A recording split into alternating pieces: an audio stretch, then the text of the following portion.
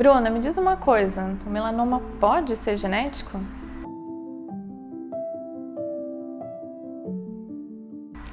Vamos lá. Apesar de não ser o mais comum, o melanoma pode sim ter um componente genético.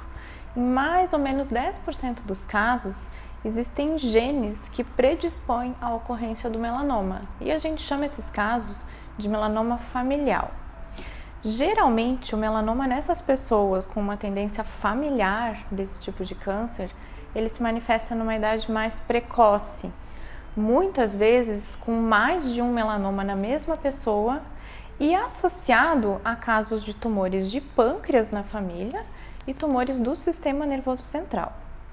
É muito importante a gente saber que, apesar de existir essa porcentagem de casos com predisposição genética, a exposição solar, principalmente durante a infância, adolescência, a juventude, é um fator que contribui muito, é extremamente importante para que esses genes se manifestem. Então, a maioria dos melanomas ocorre por um exagero na exposição solar nessas idades mais precoces. Então, aproximadamente 65, 70% dos casos de melanoma. Mas existe sim essa pequena parcela que tem um componente genético.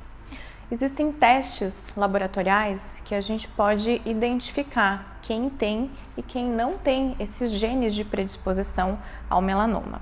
Apesar desses testes existirem, ainda não existe uma recomendação, um consenso de que eles devam ser feitos de forma periódica.